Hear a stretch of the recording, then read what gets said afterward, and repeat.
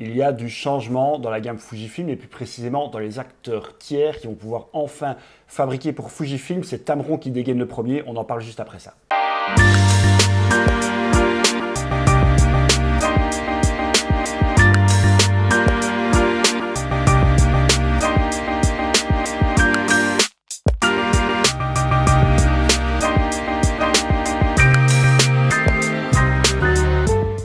Bonjour à tous, ravi de vous retrouver pour cette vidéo. Comme toujours, on va parler photo sur cette chaîne, on va parler particulièrement de Fujifilm, ça aussi, c'est assez récurrent sur cette chaîne. D'ailleurs, si vous aimez la photo de mode et de portrait, c'est de ça qu'on parle sur cette chaîne puisque c'est mon métier. Et si vous aimez la marque Fujifilm, vu que c'est la marque que j'utilise au quotidien, pour ces raisons, cette chaîne est faite pour vous.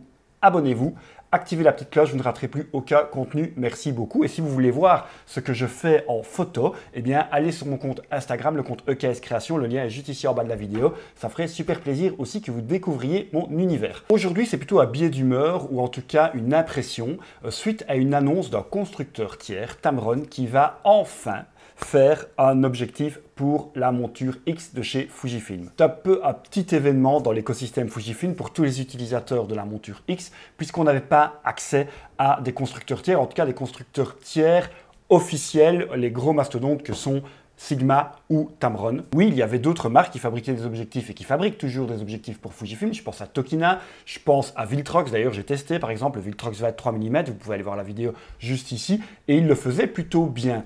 La différence, c'est que eux essayaient d'interpréter le système Fuji, essayaient de trouver des solutions pour avoir des objectifs les plus compatibles et surtout qui fonctionnent le mieux sans avoir la licence officielle, donc la patente Fujifilm, sans avoir l'autorisation en fait de Fujifilm de pouvoir faire des objectifs sur leur boîtier. En effet, Fujifilm a toujours gardé précieusement cette licence de monture X. Pour moi, dans un souci de qualité, on sait que Fujifilm fabrique des objectifs d'excellence là-dessus. En tout cas, on ne peut pas leur reprocher, on ne peut pas leur enlever. Et ils avaient un peu de mal, je pense, à laisser cette licence à des constructeurs tiers. Déjà, ils voulaient certainement garder le marché pour eux, puisque le parc Fujifilm n'était pas le plus étendu du marché. Et donc, en plus, l'étendre officiellement à des constructeurs tiers, ça veut dire laisser des parts de marché, alors que déjà, ce n'était pas la marque la plus vendue dans le milieu de l'hybride. Mais ces derniers mois, ces dernières années, Fujifilm a pris des parts de marché. Fujifilm commence à devenir de plus en plus populaire, donc ça devient intéressant évidemment pour les constructeurs tiers de fabriquer pour Fujifilm, ça devient moins coûteux et certainement plus rentable. Et pour Fujifilm, eh bien, partager cette licence, qui ne doit certainement pas être gratuite, donc de toute manière ça va leur faire gagner de l'argent, ça va permettre de proposer à leurs utilisateurs plus d'objectifs et donc peut-être de vendre, même certainement, plus de boîtiers. Fujifilm a annoncé ouvrir sa monture aux constructeurs tiers l'année passée, en 2020, c'était en mars ou en mai 2020. Ils ont fait une annonce en disant qu'ok, maintenant, les constructeurs tiers allaient pouvoir fabriquer des objectifs à monture X avec la licence officielle Fujifilm. C'est une annonce que moi, en tout cas, j'ai accueillie vraiment avec plaisir puisque il y a dans ces fameux constructeurs tiers que sont Tamron et Sigma, des objectifs que j'adore, que j'utilisais quand j'étais chez Canon et je n'y avais pas accès chez Fujifilm. Mais il a fallu du temps, des semaines, des mois, pour que l'un des deux grands constructeurs d'optique annonce un premier objectif pour Fujifilm. Je pense d'abord qu'il y a une étude de marché, ce qui est tout à fait normal, et puis voir quel objectif on allait sortir en premier.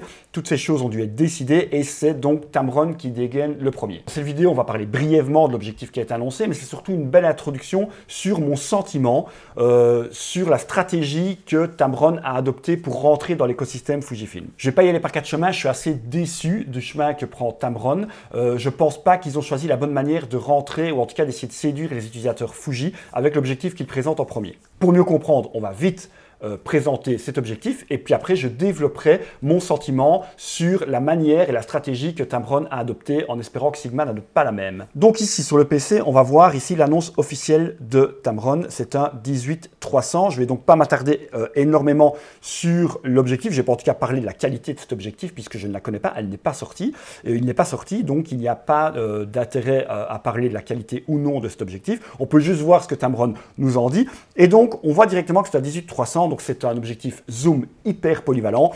En gros, l'objectif va permettre de pouvoir faire à peu près tout sans devoir changer d'optique. C'est un peu l'objectif, c'est le cas de le dire, que Tamron recherche en sortant ce modèle. C'est un objectif qui est donc adapté au capteur APS-C. Vous voyez qu'il va sortir sur la monture Sony E. Là, ce n'est pas la première fois que Tamron sort un objectif pour cette monture.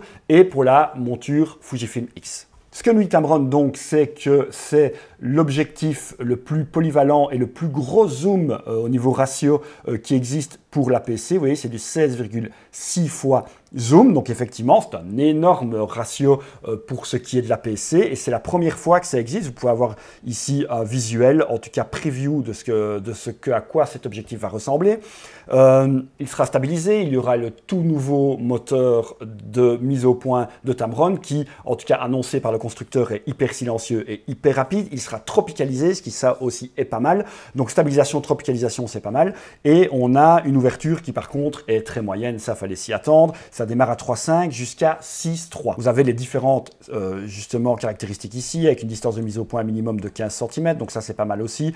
Et alors selon Tamron, c'est la meilleure qualité d'image dans cette classe. C'est un peu facile de dire ça vu que c'est le seul objectif pour le moment sur le marché dans cette classe. Voilà ce qu'on peut dire sur cet objectif, sur cette annonce de Tamron qui, je le rappelle, est donc le premier à lancer un objectif pour la gamme Fujifilm X, en tout cas avec la licence, la patente officielle Fujifilm. Maintenant, voilà, je vous l'ai dit en préambule, je suis un peu déçu de ce que Tamron nous sert. Je pense que c'était pas la meilleure porte d'entrée pour arriver dans l'écosystème Fujifilm. Pourquoi? On a un objectif qui s'adresse vraiment à l'amateur ou l'amateur averti, ou en tout cas plutôt le touriste, le voyageur, qui a envie d'avoir un objectif hyper polyvalent. Ok. Mais là, on rentre dans un écosystème d'une marque qui fait des objectifs très premium, et j'aurais préféré peut-être que Tamron ou Sigma en premier nous sortent un objectif premium en disant nous aussi on est capable de faire aussi bien que Fujifilm mais pour 200-300 € moins cher. Là ça aurait été très intéressant, ça aurait été vraiment utile et apporter une vraie plus-value, en tout cas moi dans ma pratique de la photo, ça c'est sûr, puisque c'est pas du tout un objectif de portrait. Maintenant, vous pouvez me dire si cet objectif, avant d'aller plus loin, est-ce qu'il vous intéresse? Dites-le moi en commentaire. Peut-être que vous, c'est ce que vous attendiez. Ok, moi, c'est pas du tout ce que j'attendais. Et est-ce que vous avez déjà l'habitude avec votre Fujifilm d'utiliser des objectifs tiers qui sont de chez Viltrox ou Tokina par exemple, ou Samyang, ou alors ce sera la première fois si vous ruez sur cet objectif-là. C'est vraiment intéressant à savoir. Et si vous allez utiliser une autre marque, est-ce que vous avez l'habitude d'utiliser du Tamron et du Sigma? Si oui, pourquoi? Animez déjà le débat ici en commentaire. On retourne donc là sur ce que je pense de cette stratégie Tamron. Je trouve en fait qu'il joue un peu petit bras. Alors, on va d'abord essayer de comprendre pourquoi il sort cet objectif-là. Déjà, pour moi, c'est un objectif qui ne va pas être le plus cher à fabriquer. Donc, au niveau coût de fabrication, ça ne va pas être le plus cher puisque Tamron est très habitué à fabriquer des zooms hyper polyvalents. Il le faisait déjà énormément pour le réflexe APS-C. Donc, c'est un type d'objectif dont qu'ils ont l'habitude de produire. Donc, là-dessus, je leur fais confiance. Il sera certainement pas mauvais, mais donc, il ne va pas coûter très cher à la fabrication, je pense. Et il risque de ne pas être très cher à sa sortie. Deuxième raison pour laquelle Tamron sort cet objectif, selon moi, c'est parce qu'il va combler par contre un vrai trou dans la gamme Fujifilm. J'ai ici préparé la gamme Fujifilm X avec tous les zooms. Donc vous voyez ici on est dans les zooms et en fait il n'y a pas d'objectif aussi polyvalent chez Fujifilm. Le plus polyvalent est donc celui qui va vraiment venir en frontal contre cet objectif Tamron, c'est un 18-135. Donc vous voyez on est très loin du 18-300. C'est celui-ci qui est lui également, si je clique dessus, qui est lui également tropicalisé et stabilisé. Donc là par contre on a plus ou moins la même caractéristique. On a une ouverture qui est similaire chez Fujifilm, 3.5, 5.6. Il ne faut pas oublier que le Tamron va jusqu'à 6.3. Ce qui serait intéressant, c'est de voir l'ouverture maximum du Tamron à 135 mm pour voir s'il est plus ouvert ou moins ouvert. On pourra peut-être les comparer là-dessus. Puis on pourra le comparer sur le piqué, etc. C'est un objectif qui est relativement ancien, le 18-135 chez Fujifilm. Il est sorti à l'époque du XT1. On le voit d'ailleurs ici, je pense, oui, sur la photo. Donc c'est un objectif qui date déjà, qui n'est pas le plus véloce du monde. Donc là-dessus, Tamron risque d'être un peu supérieur. Et puis, si je reviens en arrière, bien voilà, on n'a rien d'autre de plus polyvalent. On n'a pas de 18-200 par exemple, il n'y en a pas. Si on veut aller plus loin, il faut alors investir dans un 55-200 ou dans un 70-300 et alors peut-être le cumuler avec un 18-55 ou un 16-50 et donc on se retrouve avec deux objectifs.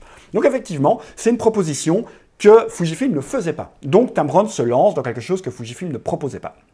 Maintenant, voilà, est-ce que Fujifilm avait juste un trou dans sa gamme et qu'il fallait vraiment le combler, ou est-ce que Fujifilm ne faisait pas ce type d'objectif parce que qualitativement, quand on a un objectif hyper polyvalent, on va devoir faire des concessions, et qualitativement, ça ne répondait pas justement à l'exigence des ingénieurs Fuji, et donc on n'a jamais sorti un objectif aussi polyvalent chez Fujifilm que Tamron va faire. Et donc on laisse cet objectif moyen, attention, je mets beaucoup de guillemets parce que je ne l'ai pas testé, je peux être agréablement surpris, mais on laisse cette gamme moyenne à un constructeur tiers, ok, et ce constructeur tiers s'engouffre en disant « Ok, il y a peut-être un public pour ça. » D'accord.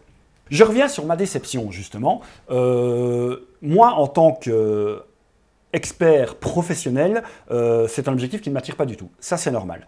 Maintenant, je connais un peu la communauté Fujifilm. Généralement, les gens qui utilisent Fujifilm autour de moi, et même les amateurs, c'est pour deux raisons. Soit parce que c'est des vrais amoureux de la photo, et donc l'ergonomie Fujifilm leur plaît, et ils utilisent quand même leur boîtier de manière assez avancée. Donc je ne suis pas sûr que cet objectif, aussi moyen soit-il, va vraiment leur plaire. Ou alors, c'est les gens qui cherchent vraiment une compacité. On a des boîtiers, l'APS-C le permet, des boîtiers très compacts. Est-ce qu'on va vouloir s'encombrer d'un 18-300? Parce que, ok, Tamron l'annonce assez compact, mais ça reste un 18-300. Il faut savoir qu'il n'y a encore aucune indication sur sa taille, que ce soit sa largeur ou sa hauteur, ni sur son poids. D'ailleurs, si je reviens sur la page, il est bien indiqué ici que les spécifications, l'apparence et les fonctionnalités, etc., peuvent changer jusqu'à la sortie de l'objectif qui est annoncé dans le courant de fin d'année. Donc voilà, on ne sait même pas exactement, là c'est plutôt un sample image, mais on n'est même pas sûr que cet objectif ressemblera exactement à ça. Et en toute façon, on ne connaît pas sa taille. Donc ça se trouve, il sera très très encombrant quand même. Donc là aussi, il va falloir voir si ça va correspondre aux attentes des utilisateurs Fuji qui souvent cherchent à avoir un appareil qui est léger et transportable. Ou alors, quand on accepte de s'encombrer, c'est qu'on accepte de s'encombrer d'objectifs beaucoup plus qualitatifs et qu'on a une pratique de la photo qui est beaucoup plus pro ou expert. Donc je ne sais pas très bien quel public Tamron va trouver avec ça. Deuxièmement, stratégiquement, je me pose des questions. Ok, Tamron va rentrer avec un objectif hyper polyvalent chez Fujifilm et je pense qu'ils vont prendre la température avec cet objectif, voir si la monture Fuji prend chez eux et si il est adéquat de sortir d'autres objectifs par la suite. En fait, ça va vraiment être le thermomètre, cet objectif, de voir si la communauté Fuji réagit bien à la sortie de cet objectif Tamron, qui est annoncé apparemment, d'après les rumeurs sur Internet, parce que pas de prix officiel encore, entre 550 et 600 euros. Donc c'est quand même un investissement pour encore, je le répète, un objectif qui pour moi sera relativement moyen. Donc, est-ce que ça va bien réagir? Alors, il y a deux solutions. Soit ça réagit super bien, on trouve son public, tant mieux pour Tamron. Et donc, c'est un public, pour moi, amateur et voyageur, qui va acheter cet objectif. Donc, Tamron va se dire, OK, la monture X fonctionne, je me lance dans des objectifs plus premium. Ouais, mais OK. Maintenant, si tu te lances dans des objectifs plus premium, tu n'es pas sûr de toucher la même cible. Tu ne toucheras pas la même cible. Donc, si le public amateur s'est rué sur cet objectif, ou en tout cas la vente a été bonne, c'est pas pour ça que le public expert va adopter les objectifs Tamron, ou en tout cas, il faudra qu'ils soient vraiment excellents ou beaucoup moins chers. Donc, c'est déjà pas un bon indicateur. Et si l'objectif se crache, donc se vend mal, il va mal se vendre auprès d'une communauté qui ne représente pas les aficionados Fujifilm, ou en tout cas les experts Fujifilm. Donc, Tamron risque de dire, OK, la monture X, ça marche pas, et malheureusement, on ne verra jamais d'objectif premium Tamron voir le jour, ce serait vraiment dommage. Maintenant, je ne suis pas du tout dans leur planning, ça se trouve, d'autres objectifs sont déjà prévus et vont sortir, mais là, en tout cas, je pense que c'est vraiment une sorte de coup d'essai un peu timide. Pour ne rien vous cacher, entre les deux grandes marques Tamron et Sigma, j'ai toujours une préférence pour Sigma. Quand j'étais chez Canon, j'avais beaucoup d'objectifs Sigma, surtout de la gamme Art, et c'est ce type d'objectif que j'espérais voir venir en premier chez Fujifilm. Sigma n'a pas encore annoncé d'objectif pour Fujifilm. Quand Fuji avait annoncé qu'ils ouvraient leur monture avec licence officielle aux constructeurs tiers, eh bien, Sigma avait fait un communiqué en disant que ils y réfléchissaient, c'était toujours à l'étude, mais il n'y avait rien d'annoncé. Encore une fois, c'est de l'investissement. Et je pense qu'une marque comme Sigma, par contre, qui a des objectifs très très premium, eux ne rentreront pas dans cette gamme-là chez Fujifilm, mais plutôt dans les objectifs fixes de portrait, que sont comme la gamme Art avec des 35 mm extraordinaires ou des 85 mm. Si je pouvais avoir cet objectif chez Fujifilm, j'en serais tellement ravi. Voilà, donc pour moi, Sigma se lancera là-dedans. Et donc, c'est un beaucoup plus gros investissement sur une monture qu'ils n'ont jamais pratiquée. Donc voilà, pour moi, Sigma se tâte encore plus. J'espère que Sigma ne va pas attendre de voir comment Tamron se vend pour se lancer, puisqu'encore une fois, ce n'est pas du tout la même gamme d'objectifs. Voilà. Est-ce que donc c'est la bonne stratégie de la part de Tamron? Moi, je ne pense pas. Et en tout cas, moi, je suis déçu parce que ce n'est pas du tout ce que j'attendais. J'espère en tout cas que ça ne va pas être un coup de pétard mouillé et qu'ils vont lancer quelque chose qui après n'aura jamais de suite. J'espère que ça va pas refroidir Sigma surtout, parce que eux, je les attends vraiment chez Fujifilm. On sait que Sigma a des accointances avec d'autres marques hybrides où ils ont vraiment des partenariats commerciaux, etc. Donc, c'est peut-être aussi aussi pour ça qu'ils n'arrivent pas chez Fujifilm. Maintenant, généralement, Sigma a ce genre de partenariat avec des marques qui fabriquent en plein format. Donc en APS-C, il y a vraiment à quoi jouer, même chez eux. Voilà, donc je les attends vraiment, vraiment, parce qu'en tout cas, Tamron ne m'a pas touché par son annonce du tout. C'est juste que, ok, ça se concrétise, les grands vont commencer à fabriquer pour Fujifilm, ça c'est plutôt le positif. Le négatif, c'est qu'on n'a pas un objectif sexy qui va sortir. Maintenant, encore une fois, dites-moi si vous, cet objectif vous attire. Il va peut-être vous combler dans un manque que vous avez, mais moi, c'est pas du tout comme ça que j'utilise mon appareil photo, et c'est pas du tout avec ce type d'objectif. Avec une très très faible ouverture, il faudra voir aussi au niveau du piqué, au niveau du vignettage. Moi, j'ai très très peur, l'aberration chromatique. Il y a plein de choses qui me font peur sur cet objectif, parce que plus c'est polyvalent, plus on fait de concessions, je le répète. Voilà, donc petit appel du pied de Sigma, lancez-nous un objectif meilleur que ça et plus sexy que ça. Moi, ce que j'attends vraiment, c'est des objectifs premium, que ce soit Sigma ou Tamron d'ailleurs. Des objectifs premium, que ce soit zoom ou optique fixe. On peut aussi avoir des objectifs constants à 2.8, des choses comme ça, mais avec une proposition peut-être moins chère que chez Fujifilm, une alternative. C'est ce qu'ils font dans les grandes marques comme chez Canon, etc. On se retrouve avec des objectifs qui sont aussi qualitatifs, voire plus qualitatifs que la marque officielle moins chère. Eh bien, j'aimerais avoir cette proposition chez Fujifilm.